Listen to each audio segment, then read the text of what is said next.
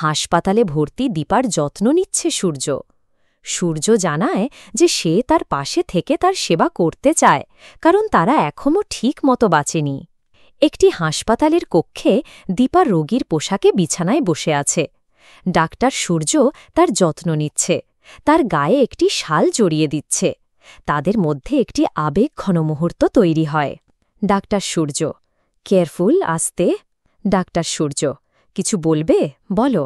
দীপা: আপনি আমার জন্য এত করছেন। ওই নিজের সাধ্যমতো একটু চেষ্টা করছি, ঠিক করে পারছি কোথায় বলো। কি করে পারবেন? কেন পারব না কেন? আপনার তো ঠিকমতো খাওয়া নেই, ঘুম নেই, এবার তো আপনিও অসুস্থ হয়ে পড়বেন। না দীপা, অসুস্থ হয়ে পড়লে চলবে না, এখন অনেক কিছু বাকি। আমরা তো এখনও ঠিক করে বাঁচিইনি দীপা, এখনও আমাদের একসাথে বাঁচা বাকি। অনেকগুলো দিন আমাদের ভালোভাবে বাঁচতে হবে। জীবনে অনেক সুযোগ পেয়েছিলাম, পরিস্থিতির চাপে সঠিক সময় তোমার পাশে দাঁড়াতে পারিনি। অনেক কিছু চেষ্টা করেছিলাম, কিন্তু পারিনি তোমার জন্য করে উঠতে আমি।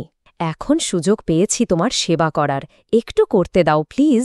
সারাটা জীবন তো পড়ে আছে, আমাদের জীবন কালই কি শেষ হয়ে যাচ্ছে নাকি?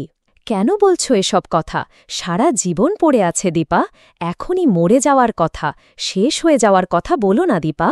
এখন তো শুরু হওয়ার কথা। আর কালকে দেখেছ বলো তো? কেউ দেখেছি আমরা? কেউ দেখিনি। কাজেই কাল কি হবে ওসব কথা ভেবে আমরা কষ্ট পাব না। জানি না, কেমন যেন লাগছে আমার। সব কিছু ঠিকঠাক হবে তো? সব ঠিক হচ্ছে দেখে আমার কেমন যেন ভয় লাগে ডাক্তারবাবু। সব ঠিক হবে দীপা, এবার সব ঠিক হতেই হবে। জানো দীপা, মানুষের জীবনে যদি শান্তি, আনন্দ এগুলো না থাকে, তাহলে তার জীবন যতই লম্বা হোক কোনো লাভ হয় না। তাই আমি একটা জিনিস বিশ্বাস করি, আমাদের জীবন ছোট হোক বড় হোক, যে কটা দিন আমরা বাঁচি, আমরা যেন সুখকে, আনন্দকে উপভোগ করতে পারি। আমরা যেন হই হই করে বাঁচি। আর এটাই হবে আমাদের লক্ষ্য সব সময়। আর এটাই হবে যে এত সুখ যে গতকাল পেয়েছি, এই মুহূর্তটা যদি এখানেই থেমে থাকত। সোনা, লুপা এবং কৃষ্ণ হাসপাতালের ঘরের দরজার বাইরে থেকে দীপা আর সূর্যকে আবেগঘন মুহূর্তে দেখে। তারা বাইরে অপেক্ষা করে। সোনা: চল, ওদের ডিস্টার্ব করব না। রূপা: মা বাবা একসাথে রয়েছে, কত দিন পর এমন একটা মুহূর্ত। রূপা: আমরা বরং বাইরে যাই, চলো। নার্স: এ কি, আপনারা এখানে দাঁড়িয়ে আছেন?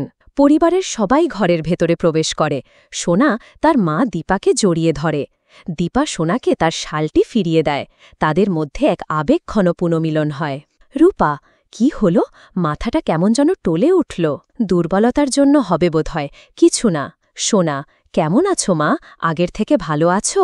সোনা: আমরা তোমাকে বাড়ি ফিরিয়ে নিয়ে যেতে এসেছি। সোনা: এখানে বস। তোর জীবনের সব রং ফিরে আসুক। আমি বলেছিলাম না, আসবে? দেখলি, আমি তোকে কত বলেছিলাম তোর জীবনে রং আছে, কিন্তু তুই আমার কথা বিশ্বাস করিসনি। এখন মিলল তো আমার কথা। মা, চলো তোমার নিজের বাড়িতে চলো। হ্যাঁ মা, চলো। দীপা: সত্যি আমি ফিরে যাব নিজের বাড়িতে? এত ভালোবাসায়, এত আনন্দে?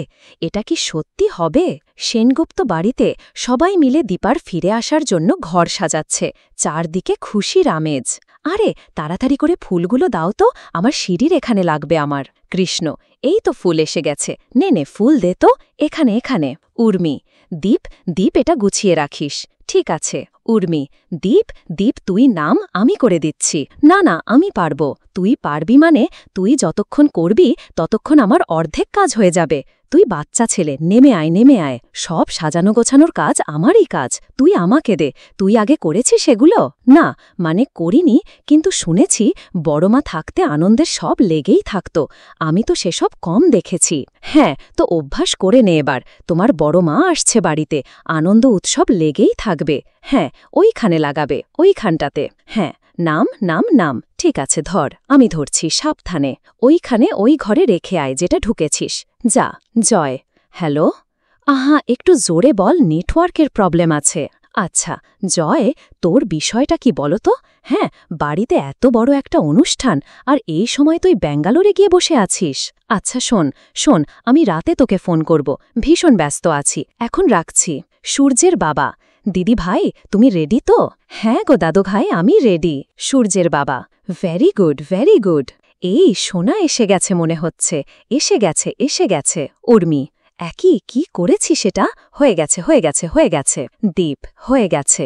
উর্মি, শোন, যখনই মেমবৌদিটা আসবে এই দড়িটা ধরে টেনে দিবি, কেমন? সূর্য এবং দীপা বাড়িতে প্রবেশ করে। পরিবারের সবাই মিলে তাদের ওপর ফুল ছিটিয়ে বরণ করে নেয়। চারদিকে খুশির মাহল। সবাই হাততালি দিয়ে আর ফুল ছিটিয়ে সূর্য আর দীপাকে স্বাগত জানাচ্ছে। সূর্য এবং দীপা ঘরে প্রবেশ করতে গেলে সূর্যের বাবা তাদের থামিয়ে দেন। তিনি নিজেই বরণের থালা নিয়ে এগিয়ে আসেন এবং জানান যে তিনি তার স্ত্রীর হয়ে এই কাজটি করবেন। চারু বরণ করতে এগিয়ে আসলেও তিনি তাকে থামিয়ে দেন। দাঁড়াও, একদম ঢুকবে না। সূর্য, তবু বরণডালাটা, ওটা আবার কি কথা? এত জবাবদিহি তো আমি তোকে করব না। ঢুকতে বারণ করেছি তার মানে ঢুকবে না, ব্যাস। সূর্য, আশ্চর্য। দিদি ভাই, নিয়ে এসো। যাচ্ছি। দাও, আমি বরণ করব। সূর্য বাবা, বরণডালাটা তুমি? তোর মা বেঁচে থাকলে যে কাজটা করতেন সে কাজই আমি করছি। চারু, দাদা, আমিও তো আছি দাদা। আমি জানি এই পরিবারে আমি দীপার সবথেকে বড় সমালোচক। আমি কখনো দীপার পক্ষে ছিলাম না, কিন্তু বেশিরভাগ সময় ওর বিপক্ষে ছিলাম। তবে এটা তো অস্বীকার করার কোনো জায়গা নেই, এই বাড়ির সবথেকে সুন্দর মুহূর্তগুলো তখনই ছিল যখন তুমি ছিলে। দিদি ভাই তো নেই, তাই দাদা, আমার খুব ইচ্ছে আমি দীপাকে বরণ করে ঘরে তুলি। মানে এটা তো আমাদেরই করার কথা, তাই না? যদি এই ভিডিওটি আপনাদের ভালো লেগে থাকে তাহলে আমাদের চ্যানেলটি সাবস্ক্রাইব করুন। নতুন ভিডিওর নোটিফিকেশন পেতে বেল আইকনটি প্রেস করুন।